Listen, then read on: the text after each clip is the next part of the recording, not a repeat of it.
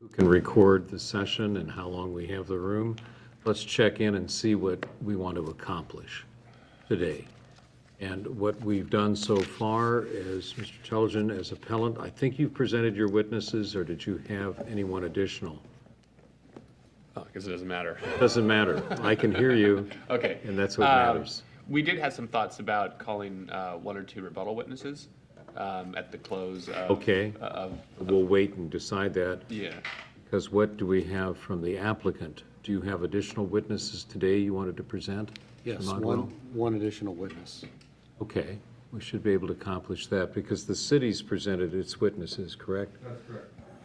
Okay, and do you know what topic area that would be in, that your witness will speak to? Yes, having to do with housing. Okay, and rebuttal Impacts on witness housing. on that issue? Rebuttal witness was also, ours was also on housing, so... Okay, Yeah. we should be able to accomplish that then today, as soon as we're able to get started.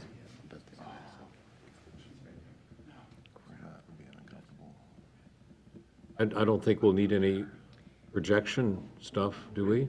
Does anybody need that? I don't know, we don't have any witnesses.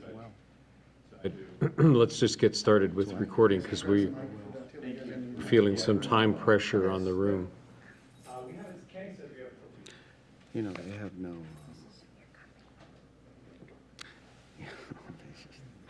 You saw that. Our recording engineer is hustling up to the room to begin. Is your witness present? They're Yes. able to, Yes. okay.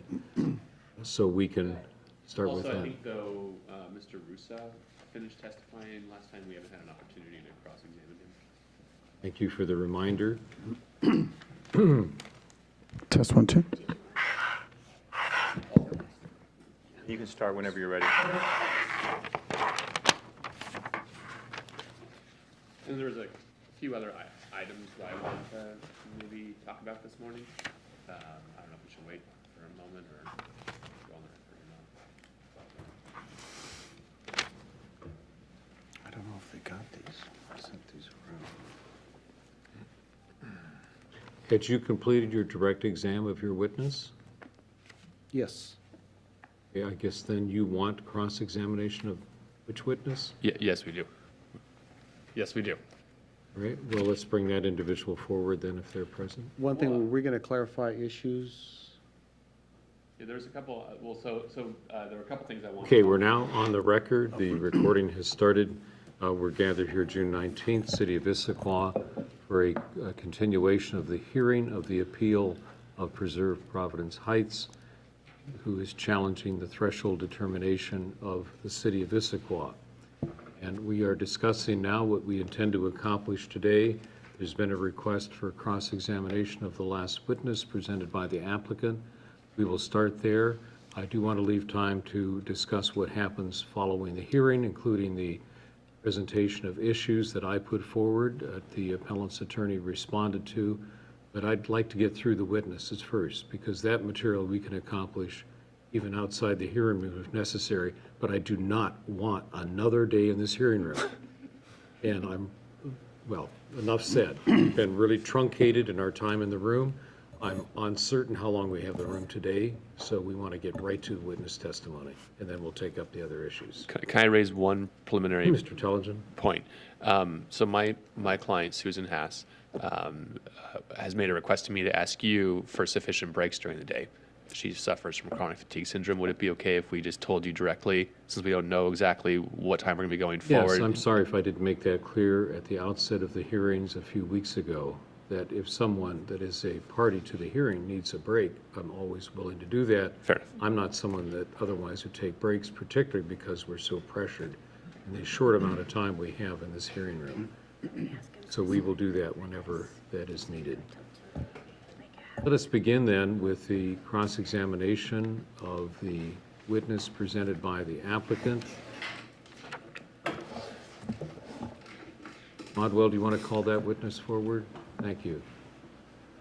Witness has returned to the witness stand, and Mr. Telligent, you had some questions you'd like to ask of this Yeah, I did. witness. Is this projecting? I can't hear.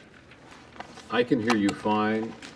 If it's the red light is on, I believe that means it is recording. Oh, yeah, I guess And so. I'm looking upstairs, I don't see any indication that it's not functioning, so please I- go forward. Thank you. Good morning, Mr. Rousseau. Good morning. Last time you were here, you testified that I believe Ryan would be keeping some of the crushed concrete on the side for roads. Is that right? Correct. And you also testified that they'd be keeping, I think, crushed concrete on site for ponds. Do you remember saying that? Everybody in our group heard it. Not for ponds. Not for ponds. I'm not sure what the concrete will be used for. We're just crushing it and stockpiling it. Okay, and will it be taken somewhere? No, it'll be left on site. Okay.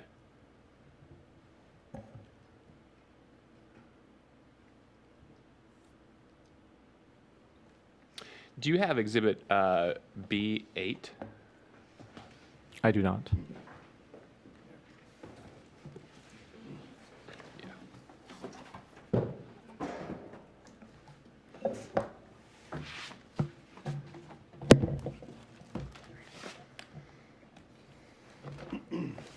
E8 is the Argus Pacific Assessment Report. Correct.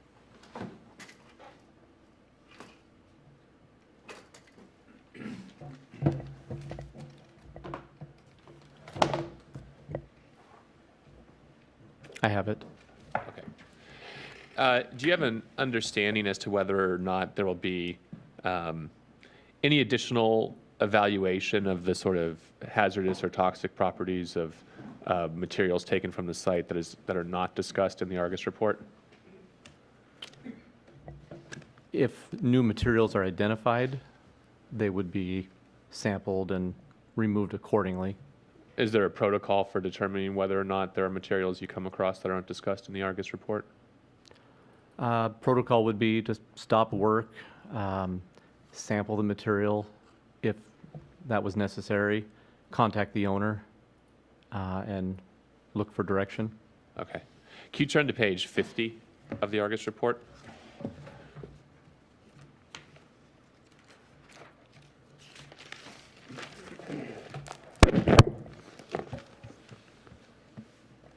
Okay.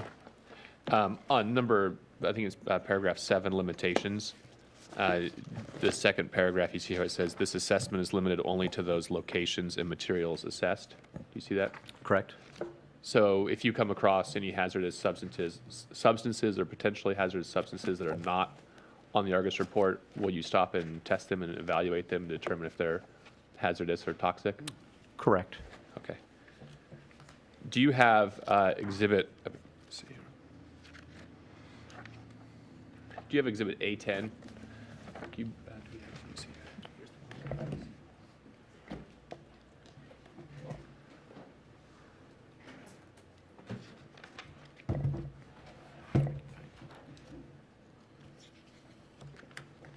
Can you turn to exhibit A10 in that package I had someone hand you?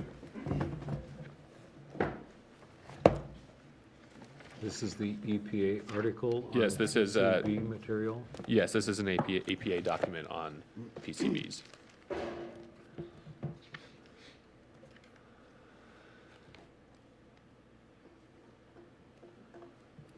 I have it. Do you see on page 2, there's a list of, well, it starts on page 1, it says commercial uses for PCBs, and talks about products that may contain PCBs, and then it continues on to page 2. Yes. Do you know if this site contains any of those items?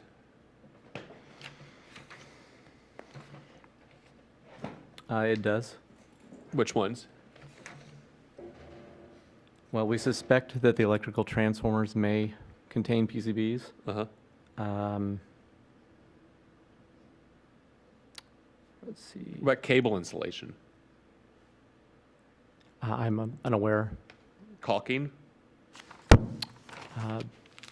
I'm Floor? unaware. Floor finish? No.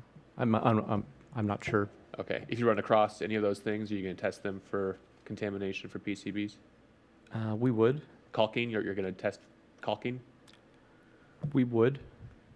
How would you test caulking for PCBs? We don't. We would have a consultant do it. Okay. So if you come across any floor finish or any floors that have been finished, you're going to test those for PCBs? Are you going to have somebody test those for PCBs?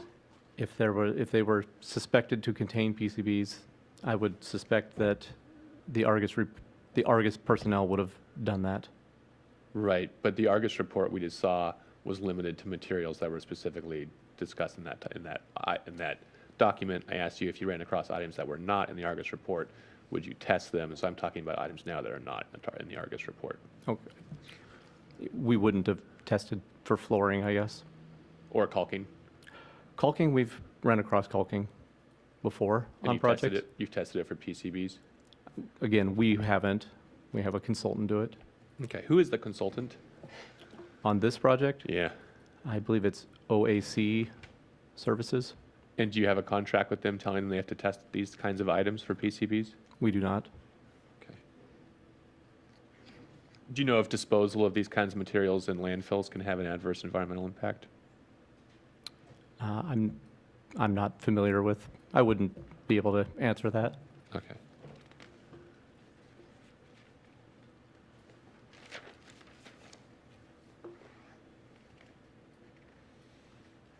But you've been identified as a witness who can discuss the precautions that you'll take to mitigate the effects of the demolition or the effects of the demolition on the environment, correct? Yes. You're not aware if these items can have an adverse effect on the environment if disposed of improperly? I couldn't answer that. Okay. Do you know if there's been any soils testing on the site for PCB contamination? I do not know that. Not that I have seen.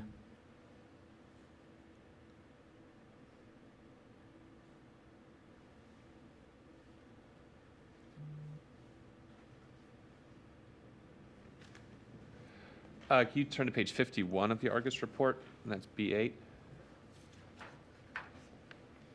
Well, I guess it's actually on, it begins on page 50. It says, in that same paragraph I was asking you about, evaluation of other risks not specifically described in the scope of work have not been included, for example, and it lists a bunch of things. And then it says evaluation of toxic and hazardous substances in or in contact with soil and groundwater. Do you see that? I do. Do you know why an evaluation of toxic or hazardous substance in or in contact with soil and groundwater was not within the scope of work for this report? I do not. Do you know if there's a protocol in place to evaluate toxic and hazardous substances in or in contact with soil and groundwater? I would believe that they would need a reason to sample soils. Uh-huh. And if there isn't something that would require them to have a suspect area to sample, then they wouldn't. Who's they? The Argus people. Right. But you don't know why this wasn't in the scope of work, correct? I do not. Yeah. So I guess I'm wondering, do you have a protocol in place to determine when you need to test for those sorts of things as you're doing the demolition? If we see, in regards to like tanks, if we see or smell dirty soil, we would stop and have that sampled. See or smell dirty soil? Mm-hmm. Okay. Or indications of dirty soil or staining. Uh-huh. Do you know if PCBs leave a stain? In soil, I don't know. Yeah. Do you know if they smell? I don't know. Okay. Were you here for the city's, I think it's the building inspector testified last time we were here? You I talked was. about the transformers and the concrete vaults. Do you know if the concrete in the concrete vaults has been swabbed or tested at all for PCB contamination? I don't believe it has. Do you know if the transformers have? Like the outsides of the transformers? I don't believe they have. Okay. What's the protocol for demolishing those, or what's your plan for demolishing those vaults? Once meaning the vaults themselves or the transformers? The vaults themselves. Church Home has authorized us to have the concrete sampled in the vaults once this the vaults or once the transformers are removed. And when they authorized that? 3 weeks ago, Was it after the first day of testimony in this case? it was before, I believe. Oh, it was before. Yeah. Was it before the time for submitting exhibits? It was when we were starting to prepare for these proceedings. Okay. Was that authorization in writing I believe it was through email. through email? Hmm. Who is it authorizing to test? Is it you or is it somebody else? They authorized us to arrange it. Okay. What about the PCB transformers? What about them? What's the plan for getting those out and getting rid of them? First, we will have them sampled to see if they do contain PCB oils. If they do, they will, well, if they do or if they don't, they will be pumped out, cleaned, and then disposed of accordingly, including the hauling away of the remaining carcass. Right. Were you involved at all in preparing the environmental checklist? No. No. Well, no. Okay. Were you consulted? Did you review a copy of it before it was submitted? No. So you have no idea why the PCBs and the transformers weren't listed in the checklist? I do not. Okay. I did put together or help put together the construction waste management plan, which I believe was part of that checklist.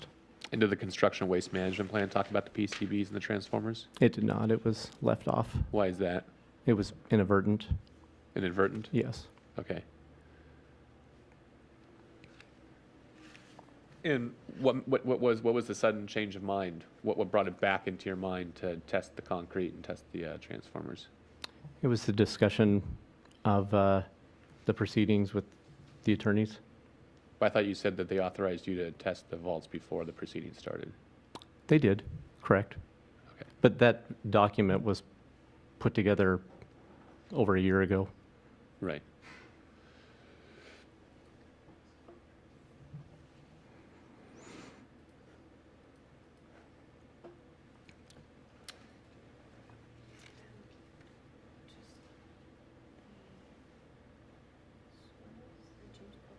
Oh, that's right. Can you turn to Exhibit A9? It's in that smaller, I think, black binder I handed you.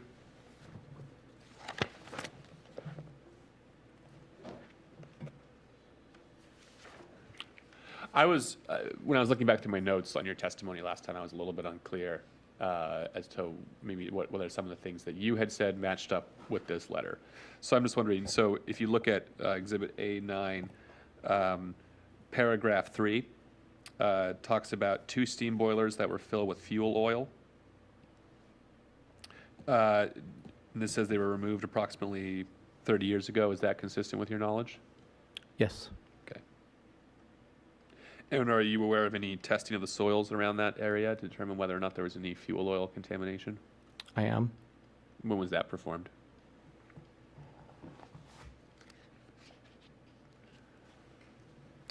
2004. Any further follow-up after that point? Not associated with those tanks that I'm Okay. aware of. And then paragraph 4 talks about another underground storage tank. Do you see that? Correct. And this says it was believed to be leaking around 2007, so it was drained. Are you aware of any testing for that one? That tank's been removed. Right. Are you aware of any testing the soils and the ground around it? to They determine- removed about 81 tons of contaminated soil associated with that tank, Okay. and the sampling was done during that time. Okay.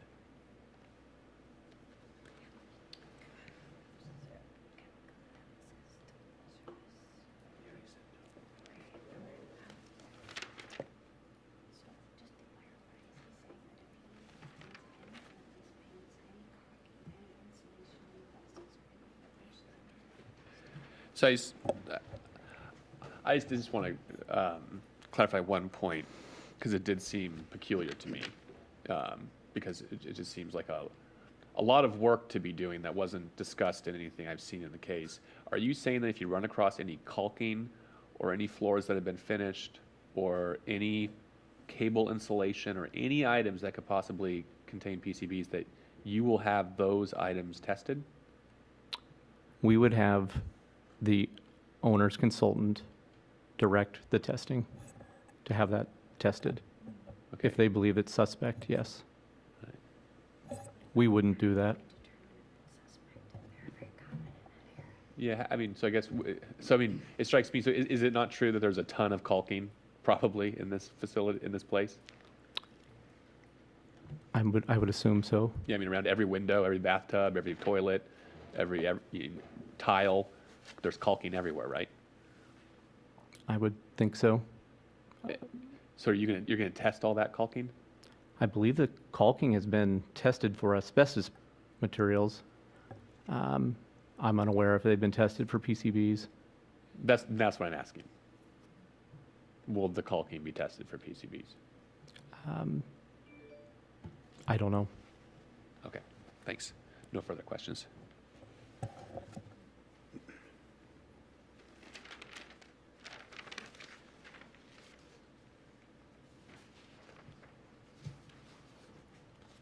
Okay, did you have some redirect for your witness? Yes, just a couple of questions.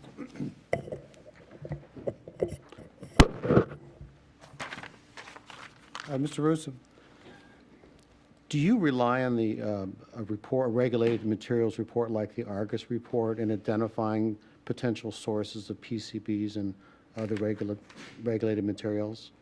We do. And so if the Argus report were to indicate PCBs in certain materials, would that be addressed by Ryan then? Yes.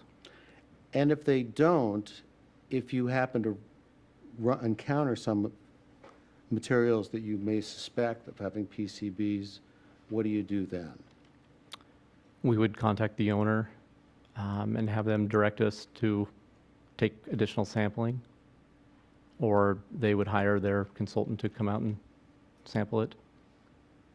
So far as you are aware then, did the Argus report comprehensively address regulated materials like PCBs? I believed that it had.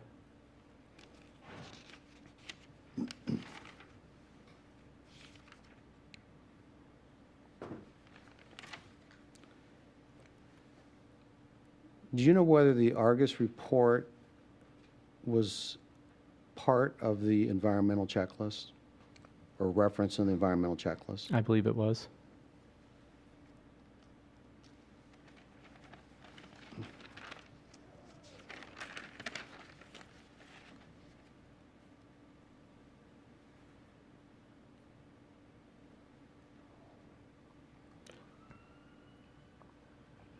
So far as you're aware, are the only sources of PCBs in the structure to be demolished the electrical, the transformers and the light ballasts?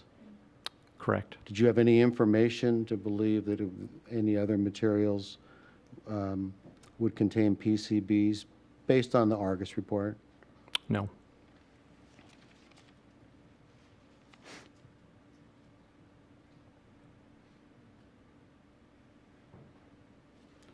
Has any of the testing done or sampling done on the site indicated the presence of PCBs other than the transformers and the light ballasts?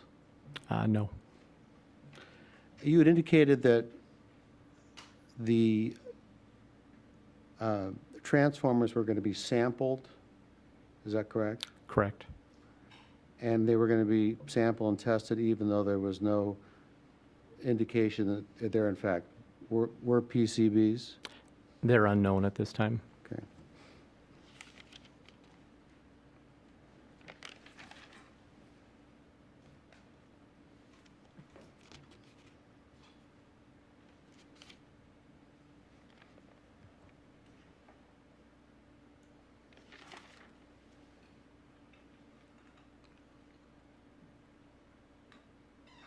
That's all the questions I have.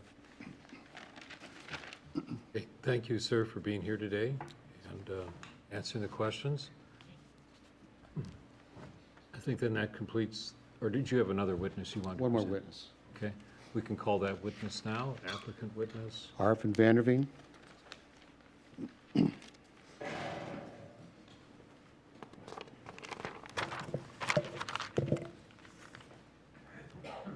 morning, sir. If you Morning. Please raise your hand to take the oath. Do you swear or affirm to tell truth in testimony you give today?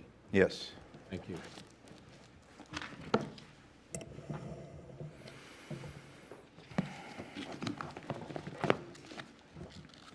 And what is your name for the record, please? Arvin Vanderveen.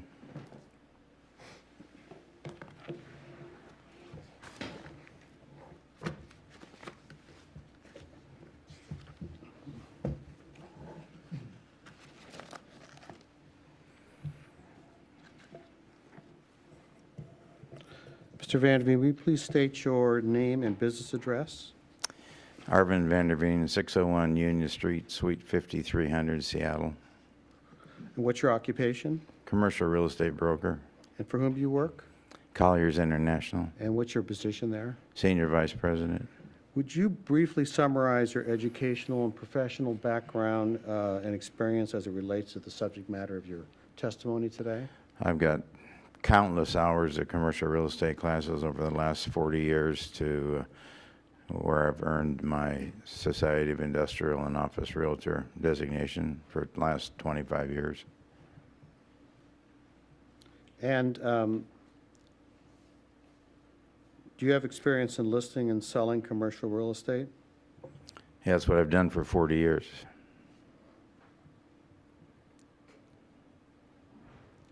Describe your involvement with the property at issue. Well, I was one of the listing agents. We listed the property for the church, put together all the marketing materials, and did all the marketing locally, nationally, and globally. We have over 400 offices in 69 countries with over 16,000 brokers like myself, and all of them received the marketing materials, as did the local brokerage community, all local developers and builders, and then eventually we got to where we called for offers, and we received 13 offers in, I want to say, August of 14.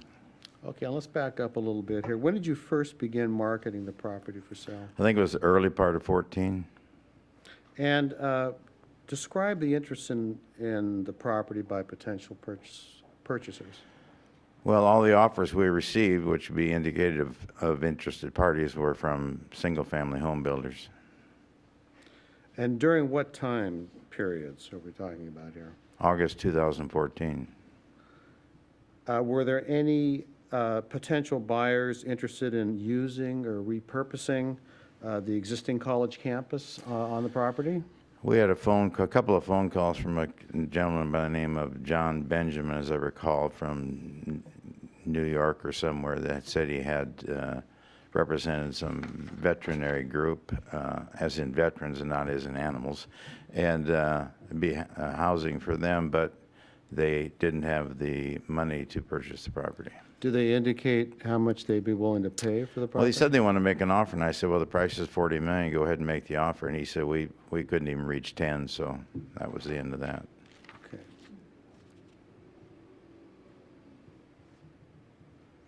Were there any religious institutions interested in purchasing the property to continue the current use or a similar religious use? No, they and colleges and universities were also part of our marketing, and none of them reached out with any interest. And why is that? Do you know? Well, I don't know if it was the state of the property or probably the financial aspect of it, The cost? the cost, and the cost to renovate into a position where they could use it. So why didn't the property sell? Oh, it did sell. It didn't close. Pardon? I said it's sold, but it didn't close. It went under contract with Brixton Homes, and they were working on their due diligence and working on their preliminary plat approval and applying for SEPA and all those items when the school district came along, Issaquah School District, and sued them for condemnation to take the property because they needed a new high school location and, you know, find 45 acres on every corner of the block. Now, other than the John Benjamin communications you had about the property, have there been any offers or interest in the property recently?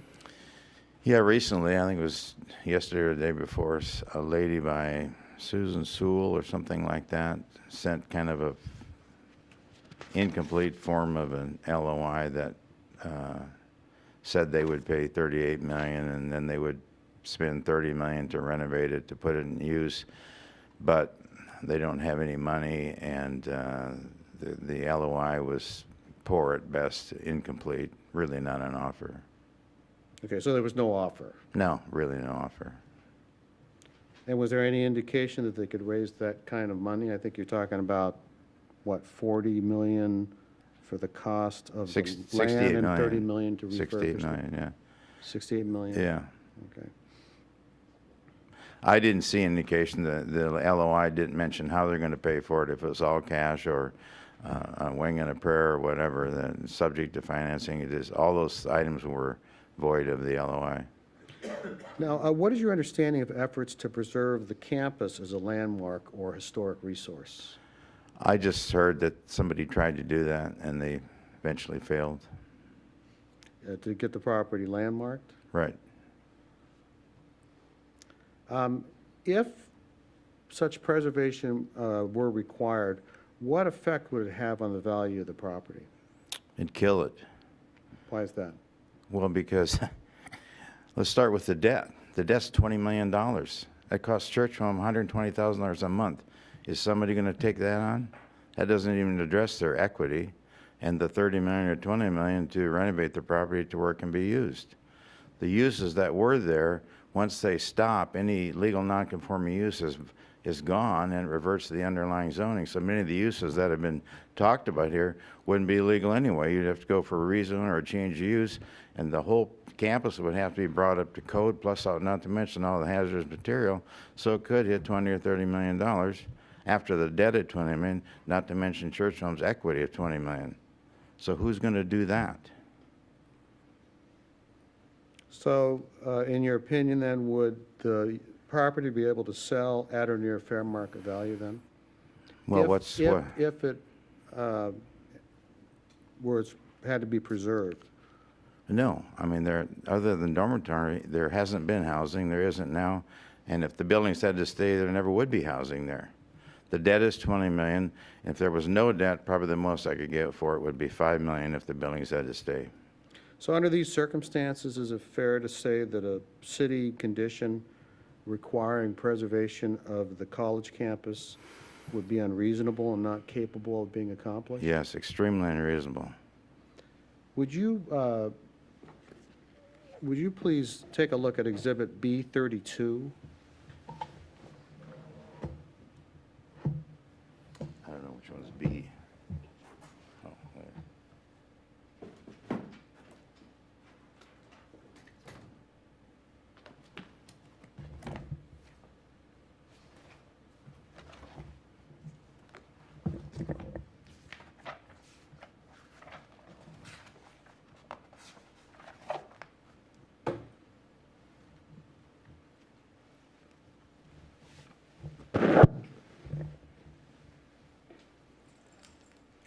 Would you identify that document, Exhibit B32? Yeah, it's a declaration of Jim Tosti. And is there an attachment to that declaration? Is there, I'm sorry? An attachment to that declaration? Yeah, there's the appraisal of the property that was completed December 8th, 2016. Have you reviewed these documents? Yes, Are you familiar with them? yes. You know, if you could take a look at page 3 of the appraisal, Exhibit B3, Appendix A, page 3.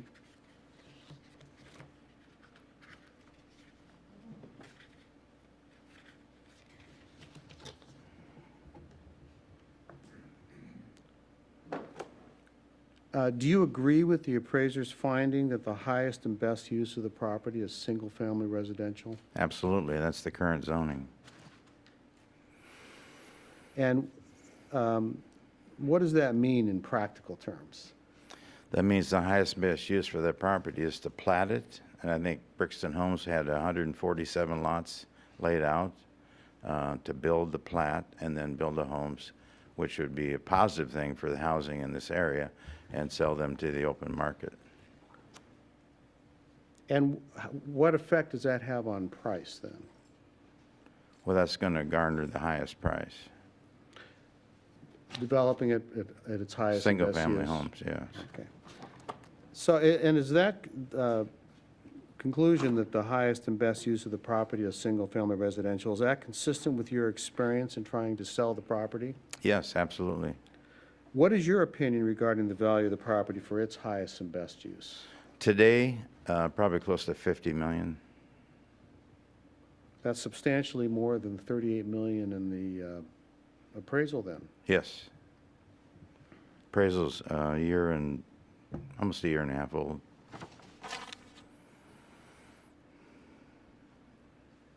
How does that compare to Mr. Tosti's opinion regarding fair market value? I think he said, let me see.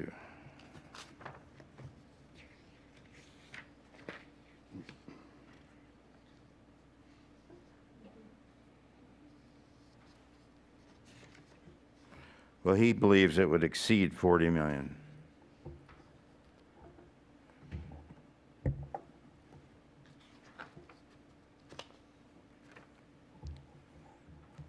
Do these values assume that there would be no restrictions on demolition of the campus Yes. structures?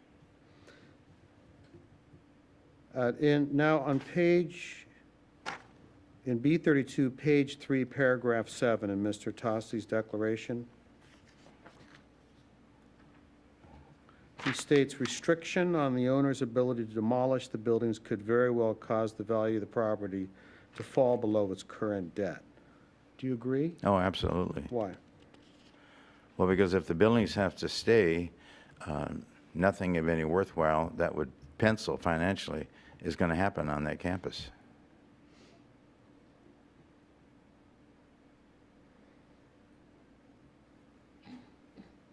Now, have you read appellant's appeal statement dated Yes. April 13th, 2018 regarding impacts to housing from demolition of the campus?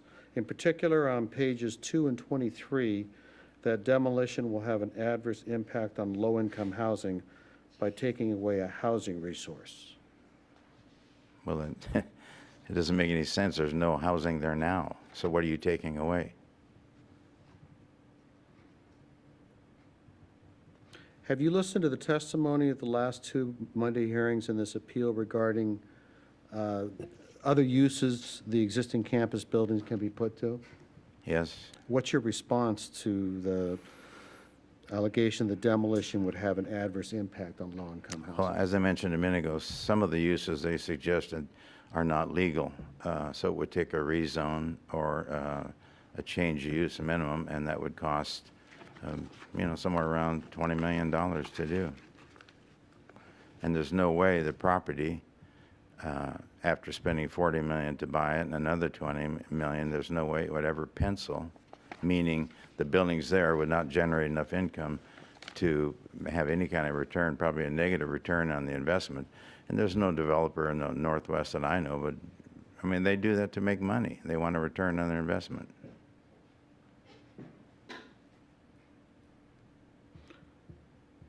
So what is your response to appellant's proposed uses? I guess, does your answer then assume that these uses of the property would require the campus to be preserved? Well, Or would allow the, well, let me restate that. okay. These proposed uses that you were just testifying about assumed that the campus would have to be preserved. Correct.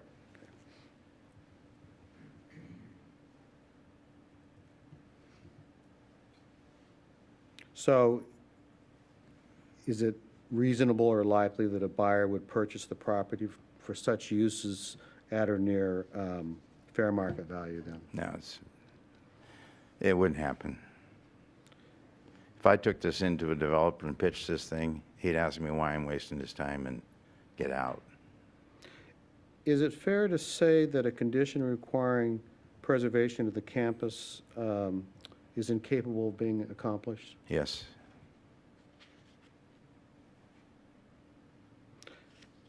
So from a financial standpoint, this development with such a condition would just not be feasible? Correct.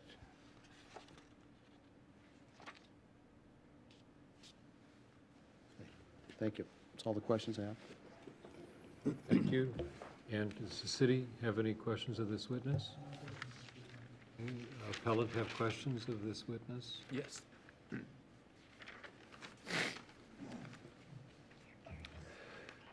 Just a second.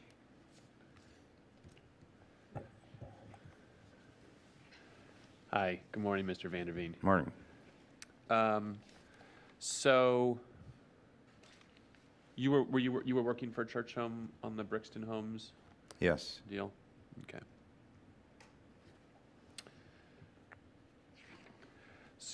Do you have a copy of, actually, I'll do it in a little bit. So I just want to get the timeline right. So when did Church Home first put the property up for sale, the campus? Do you remember? Early 2014, as I recall. Did they tell you why? They no longer needed the campus, and we're going to shut it down. And they have a lot of equity there that they need to use in their ministries. Gotcha. And you said they have about $20 million in debt. Is that what it is? Today, Okay. So they put it up for sale in 2014. How many offers did you get? 13, 13. Were all those offers for the same basic type of development, housing? they're all home builders, All home builders. right? Locally and nationally. Okay. What was the range of offers? Oh, boy, I'm 72, and it isn't like it used to be. I think the lowest one was probably 20, and the highest one was probably 30, in that range. Okay. First round. But then we go several rounds of bidding, and the buyers either fall off or they keep raising their dollar amount until the music stops and they grab a chair, and that was $40,500,000.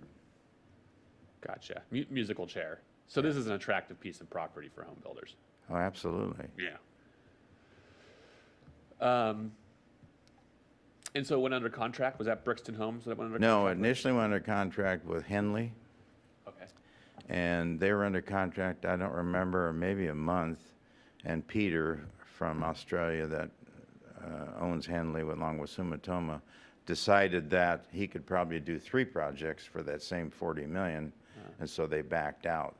And then we signed up Toll Brothers for the same $40,500,000.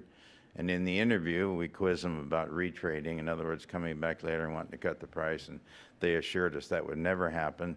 Well, about a month later, they were back trying to cut the price, and so we released them, and then we signed up Brixton Homes, which is a division of Murray Franklin, at the $40,500,000, and they're the ones that were working on it, getting it through to the preliminary plat approval when the school district sued for condemnation, wanting the property for their own uses. Gotcha. So you said you got 13 offers. When you get those offers, do you have any sense of what kind of housing project the developer is going to build? Well, when we get down to the short list, we interview them before we go on further towards a contract to find out, what their thoughts are and their capability and proof of funds. And we're not going to go under contract with anybody that can't perform at closing. Was there a wide range of like housing types or densities or? No, because the densities are spelled out by the city and they have to follow that. So, it's in that 150 lot range. So all those proposals are roughly the same? Similar. Yeah. So then, when do you recall when the school district initiated the condemnation proceedings? I don't know. Let's see. So I won't make you look at it, but it's Exhibit B4. If anybody's willing to stipulate, it was in July 18th, 2016. Does that sound about right? Sounds right. Fair enough. A year ago. I was going to say about a year ago.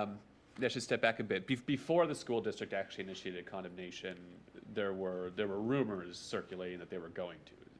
Do you recall that? Yes, early on in the marketing, they sent us a letter, said, we really like the property, but we don't have any money. So we just put the letter in the file and marched on. And then at some point after that, they had a bond measure passed, and they came up with several $1 million. And then they were then able to come back with the condemnation. When you say the file, do you mean the wastebasket? Well, let me think. Where's that letter? I don't know where it's probably in the actual file in my Yeah. office. Yeah, sure. So when the school district stepped in, that scared away the home purchasers, correct? Well, I wouldn't say scared away. They just understand they have the powers of condemnation and eminent domain, and there's no chance, the reason to fight it would be ridiculous. Right. And so, but I guess I'm just curious. I mean, why would the home builders step away from the project for for financial reasons because of the condemnation? Why would they do that? Well, Might be a dumb question, right? But if you could just tell I'm me. glad you said that, but, well, under eminent domain, they have police powers and powers of condemnation, and even if the property changed hands the day before, the school district could still take it and pay that person off. So why keep spending money on a project eventually they know they're not going to get to do if the school district moves forward? If the district backs out, Bricks and Homes will be right back, and they'll proceed on from where they left off, Gotcha. unless we decide to go back to the market and get some more. Have you gotten any? So the petition for eminent domain was filed in July of 2016. That's 2 years ago now, right? Just about. Yeah. A little, almost 2 years ago. Yeah, that's right. The school's been hanging in there a long time. Have you gotten any offers from home builders during that time? No. I mean, word travels pretty fast, so. Right. Just no interest since the school stepped in. Lots of interest, but no reality. They can't do it. Gotcha.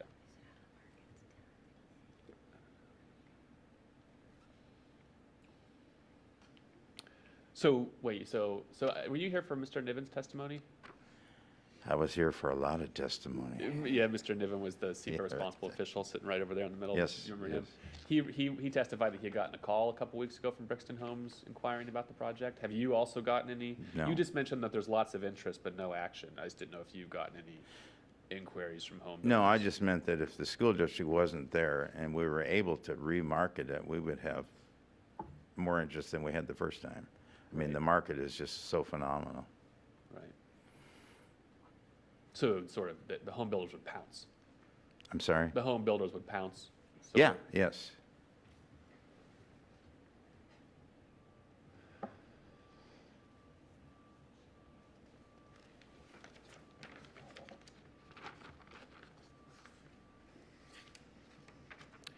Have you, is it possible for you, like right now, to figure out what the value of the property would be totally demolished? I mean, do you have to wait for the buildings to get demolished before you actually figure out the value of the land if they were demolished? If I can be assured that they will be demolished, yes, I could. Okay.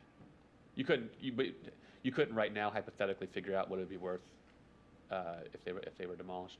That's not a calculation you could perform?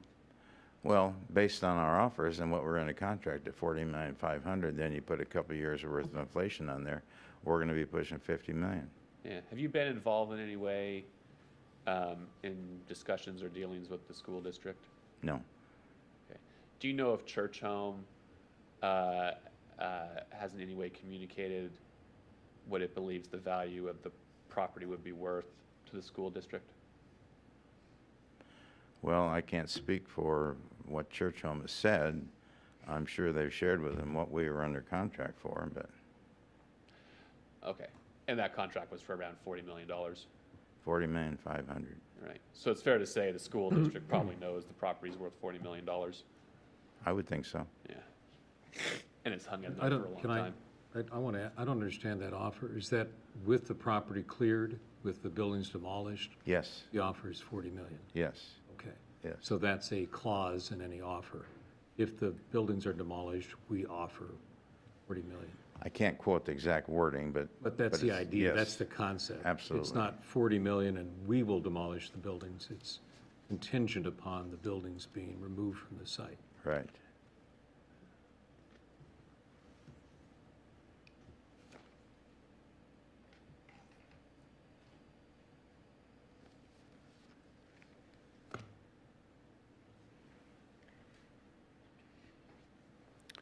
Do you know who George Reese is? Yes. Who is he? He's the principal of Murray Franklin, and they own Brixton Homes. Are you aware of whether or not he is also a principal in any organizations affiliated with Church Home? All I know is years ago he was a member. That's all I know. And that's hearsay, as they say. Okay. No, I don't want to. So you had said earlier that that there is no housing on the campus now, correct? There's nothing there now. Okay. Why do you say that? I mean, there's dorms, right? There's places for people to stay. There's places for people to live. Why would you say there's no housing? I said there has only been dormitory student type housing there, not traditional housing. Not traditional housing. Yeah, Okay. where you or I would live. At least I wouldn't live. Do you know if the zoning right now would allow for, say, like a shelter to turn those dormitories into a shelter? I don't know for a fact, but I don't think it would. Okay. And you said you had gotten two offers from two other folks, John Benjamin, and I think you said Susan Sewell? Yeah, we never got an offer from John Benjamin. I think he called me twice. It was a joke, right? Pardon? And you basically said it was a joke, right? Yes. Yeah. What about Susan Sewell? Well, we received an LOI, at least I saw it for the first time yesterday, and it was 38 million, no earnest money for 30 days, no form of payment spelled out. Was it all cash? Is it subject to financing? Is it subject to fund drive? Nothing was there. The feasibility period was unlimited. So it really isn't an offer. It's just kind of a little interesting in writing. Okay. And then was told that they have no money. But the school district has money, to your Yes. knowledge? So is it a fair summary of what we've talked about here today, that you've received two offers to preserve the place, but those are no good? Right. I've received one offer. I'm sorry, I'm using the word offer loosely. Actually, I have received no offers because the LOI was so incomplete. It was like a short Okay. email. So you've heard from two people who are interested in preserving the place, Yes. but those aren't realistic. Yes. There's a slew of home builders who are ready to pounce on this place if the condemnation does not go through, correct? Well, I think I have to double check. I think we have some obligations to Brixton Home if the school district went away, but Sure. But yes, Right. But right now, there's a condemnation proceeding that's been hanging in there for over 2 years. yes. And the school district likely knows what the value of the property is they're trying to condemn, correct? I think so, yes. No further questions, thank you. No redirect. Thank you, sir, for being here today and offering your testimony. Thank you. Are there additional witnesses to be called by the applicant? No additional witnesses? Intelligent, did you have any rebuttal witnesses you wanted to present this morning? Yes. Can I take a quick, 2 or 3 minute break just to converse with some folks to see? 5 2 and 3 minute breaks? You want a 3-minute break? say 5, and I was going to be Okay, well, take 5, sure. Let's return then at 2 or 5 minutes.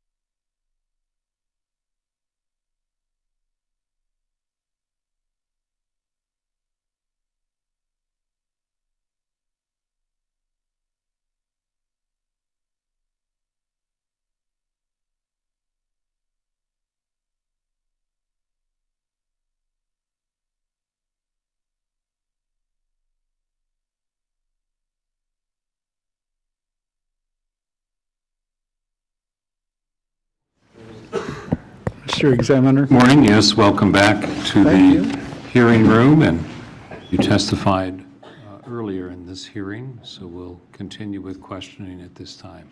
Please go forward. Yeah, I'd like to focus again on PCBs real briefly to save time. Again, because these are such dangerous chemicals and not to be taken cavalierly. A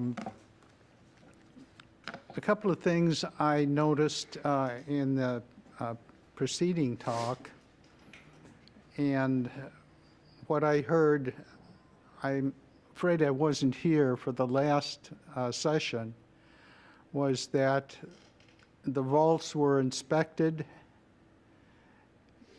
the transformers were looked at to see if PCBs were there, and today I heard that PCBs were not found in the transformers, even though my recollection of the Argus report was that the PCBs were contained and used in the transformers. So I'd like a clarification on that by somebody, unless I just misread the Argus report. PCBs are liquids, gooey materials, and would be hard to see if they had leaked out, I think. So just a visual inspection of the casings around the transformers and looking at the transformers to say that they had or hadn't leaked, and would be totally insufficient and inappropriate in dealing with a carcinogen such as a PCB or PCB family member or members, to have a group of people remove those, or even worse, drain them on site. And I don't believe, again, I'm not an environmental scientist, but I don't believe draining on site is the appropriate way to deal with PCBs. Again, I'd like to refer to a statement I made before. In water, the limit of allowable detection by the EPA is 0 in drinking water, and they only use that, they allow 0.5 parts per billion in drinking water only because that's the level that they can detect. The other, briefly, the other area regarding PCBs that concerned me was the kind of equivocation that I heard about PCB containing materials in the Argus report. I don't believe I read anywhere in that report that any other materials were even tested for PCBs or even mentioned as containing PCBs, except for the ballasts on the fluorescent lights and the transformers. Maybe someone can help me with that. Even though the EPA said that there are PCBs made during that time period that the building was constructed and up till 1976, when they were banned, they were widely used in caulking materials, paints, flooring materials. I don't recall Argus or Rhine ever indicating that they were testing for them. To me, such a toxic material would be like not testing for a radioactive material, isotope.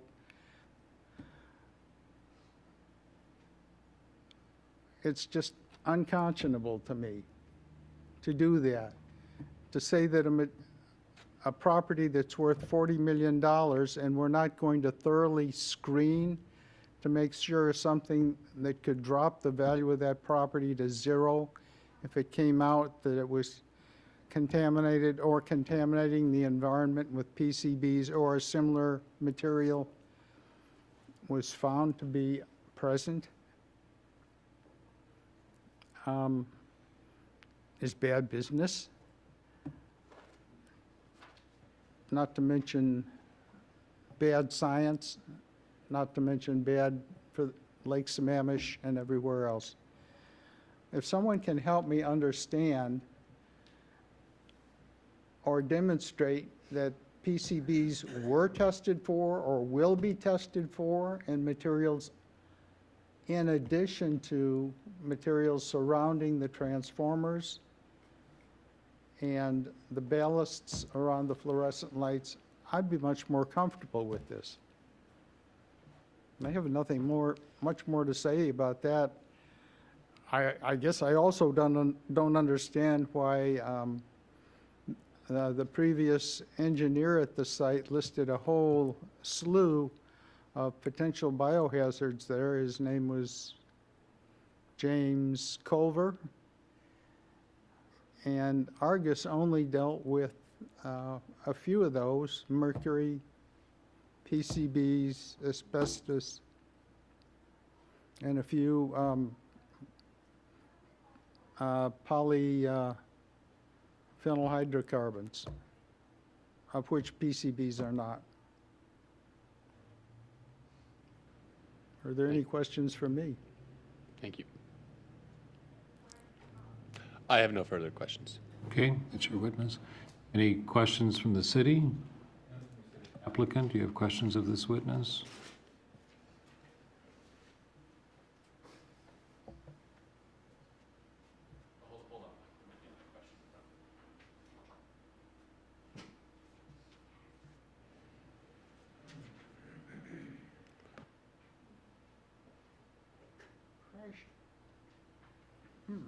Who's this from? You? Okay, thank you, sir, for returning as a witness today. You've completed your testimony. Thank you for being here. Is that then complete? One more. your- Elizabeth another Malpon. Rebuttal witness from the appellant? One more. Okay, please call your witness. Elizabeth Malpon. Or Malpon. Good morning. Good morning. You testified earlier in I the did. proceedings. Yes. So your attorney has some questions Yeah. for you, I believe. So, Ms. Malpon, you were here for Keith Niven's testimony, yes? Yes, I was. And you heard Mr. Niven talking about how this project would relate to the housing crisis, yes? Or to the need for housing in this area?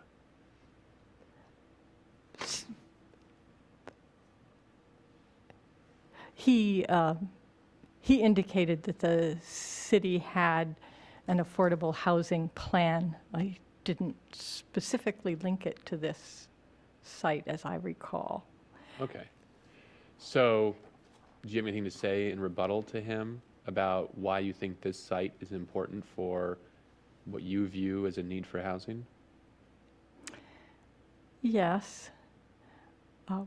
One of the things that concerned me was that obviously I'm not legally trained in law, but it seemed to me that the fact that there were dormitories that people had lived in that were still suitable for living in at the time all of this started, it seemed misleading to say that there wasn't housing on the site. And I have talked with people who do shelter and housing, and we did get a letter from Martha Sassarosi concerning possible uses in that zoning, which would include shelter and transitional housing in conjunction with social services.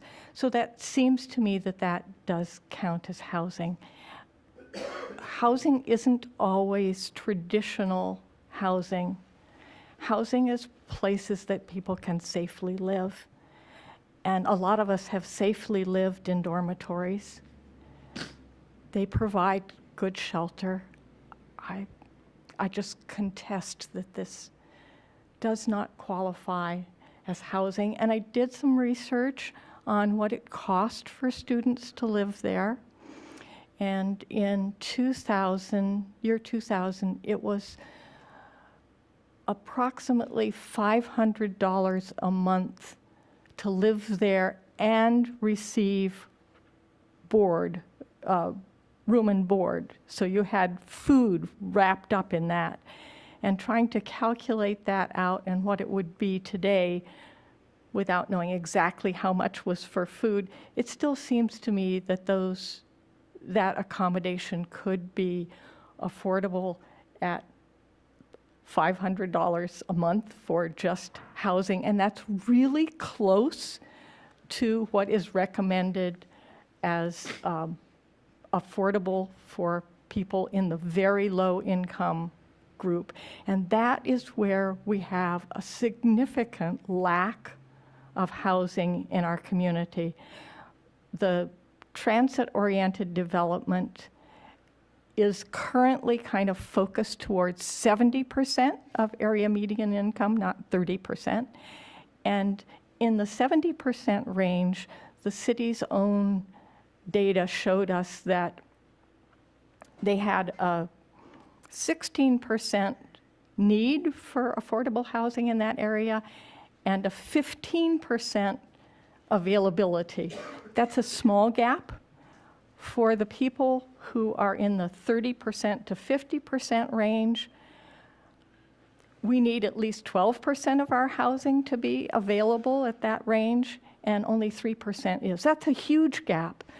So this housing would fill a gap that the transit-oriented development will not fill. And I don't know of any other developers who are working on providing housing at that level. So all the people who work in retail, not terribly high-paying jobs, but good jobs, are having to commute terrible distances to get to their work, adding to transit problems in the city. It's all connected. I can't read from that distance. Ms. Pompon, were you here for Mr. Vanderveen? You were here for just now for Mr. Vanderveen's Yes, I testimony. was. Did you hear him say basically no private developer could make this pencil out to turn this into an affordable housing? I did. Yeah. And I believe that it would take a coalition of nonprofits to make it work. I know the last time you were here, you talked about your work, I think, on a housing commission, and you talked about your involvement in both studying and helping people who have a need for housing. Yes. Is it generally a problem in our area that developers don't take on these kinds of projects? Yes. So that's a source of the problem. That and the fact that the market keeps Right. getting hotter and hotter and hotter. Right. Okay.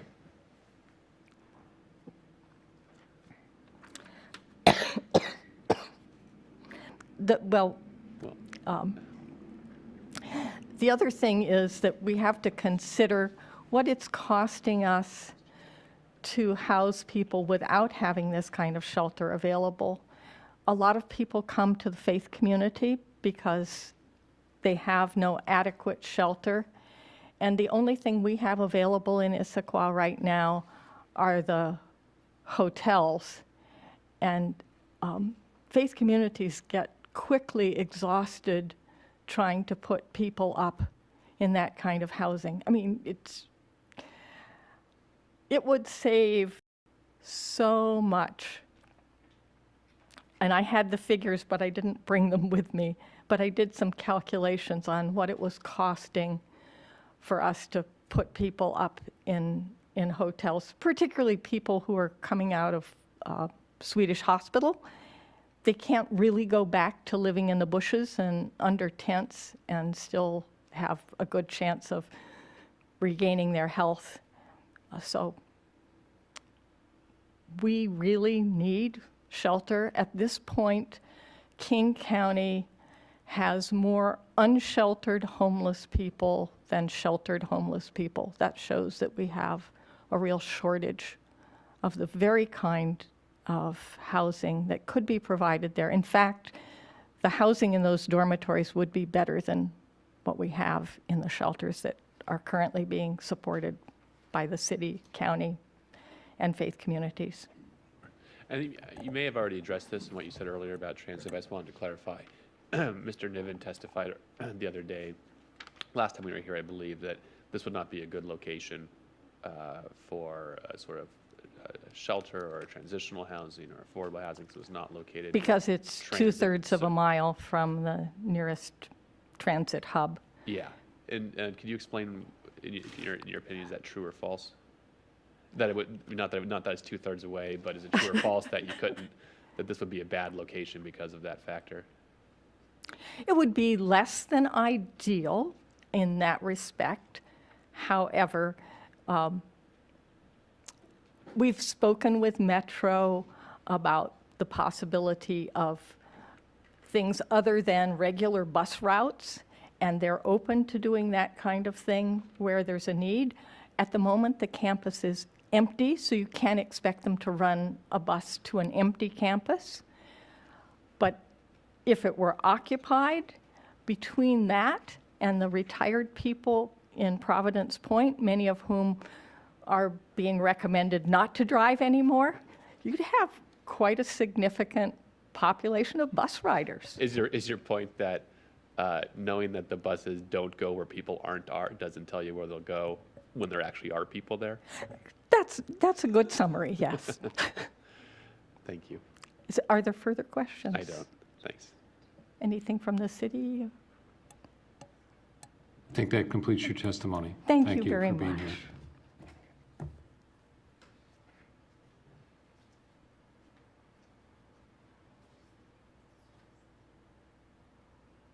Okay, it appears we've completed presentation of witnesses by appellant, city response and applicant response, and then rebuttal witnesses by the appellant.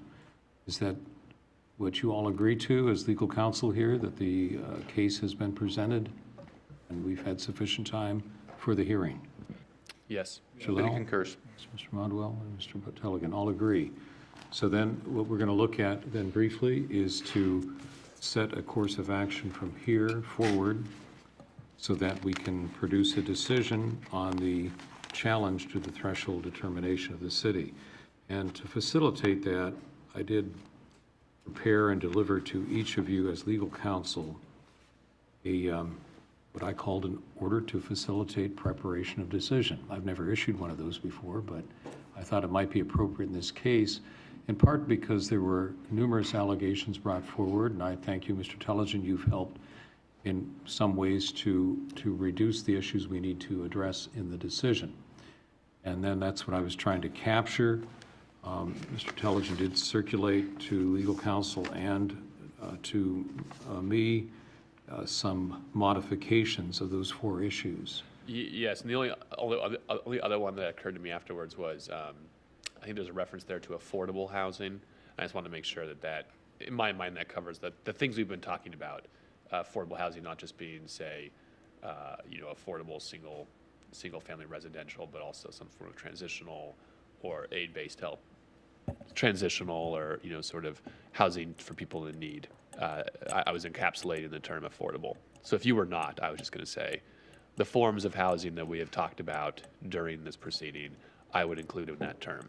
That's the only other clarification I would make. Well, I'm going to suggest you have an opportunity to do that following this hearing, and to ask each legal counsel, we did this in a past hearing, to prepare your proposed findings, and then these 4 issues, you can each provide the answer, if you will, how you want it answered, and I'm mostly interested in what legal support you would offer, what would make your answer legally defensible, particularly with references to the Washington Administrative Code, Chapter 197-11, or other applicable sections of the code, to the State Environmental Policy Act, 4321C, or to any other authority that you think provides some clarity in how these 4 issues should be answered.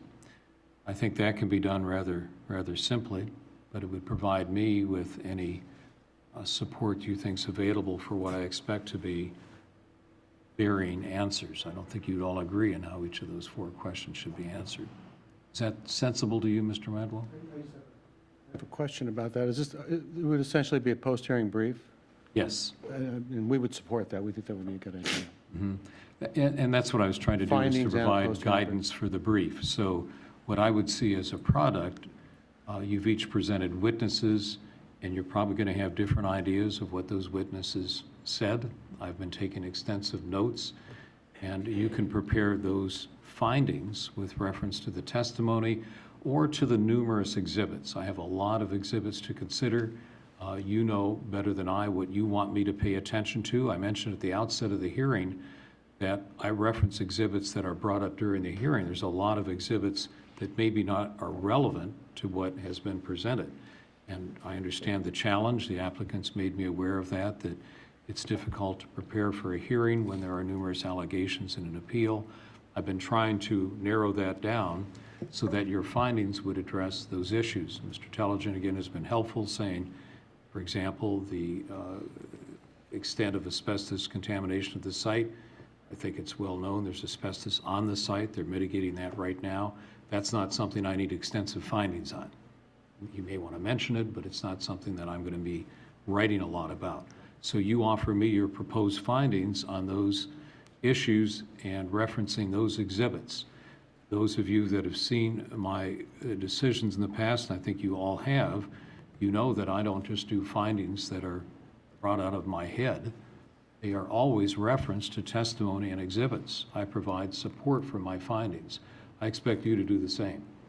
Give me those citations to testimony or to documents that support what you think are appropriate findings. And then, following that, these 4 questions. So I'm hoping you see it as a very narrowly defined document that you would provide to me by July 6th. And then I would write the decision based on that information you provide to me and my own notes and the documents and testimony presented during the hearing. Any need for clarification?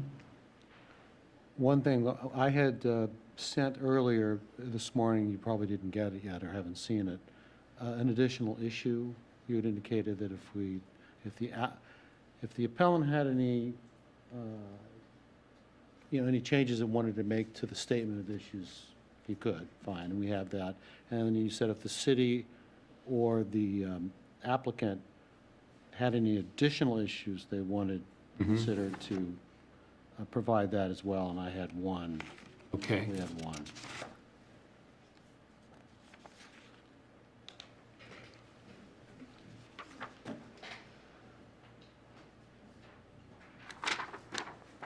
Thank you.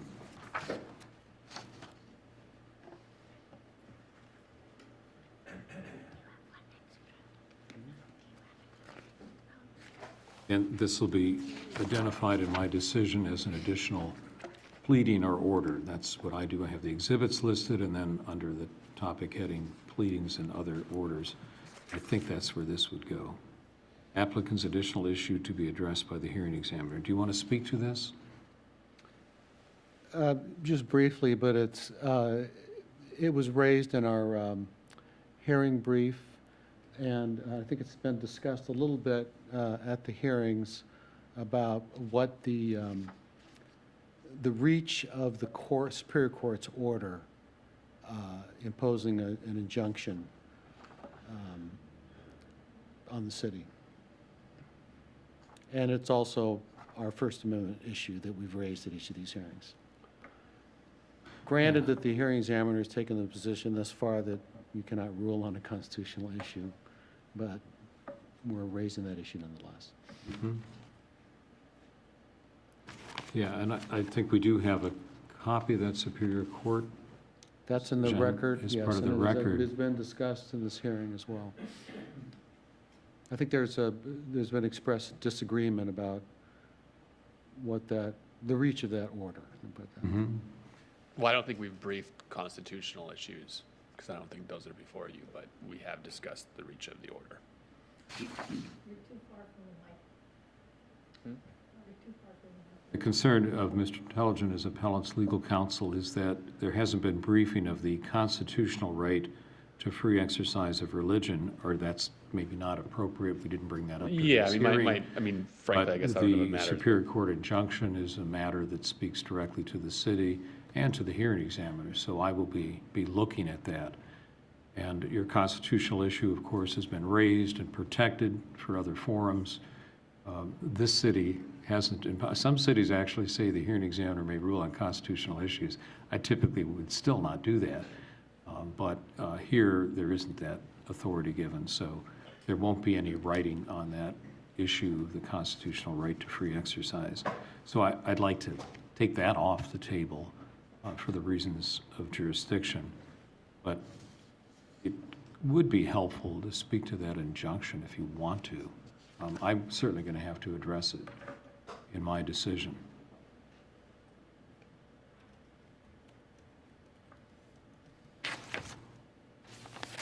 Okay, then with that additional issue and the modifications suggested by Mr. Intelligent, I think we then have a pretty clear pathway going forward of what the anticipated document would be from each legal counsel. Should you choose to do that, it's not my directive that you must do it, but I do find them helpful. And oftentimes there's surprisingly agreement in the findings. It's in the decision and the conclusions where the disagreements come. So that's often very helpful. Any other need for clarification? And the July 6th date is fine with everyone? All right.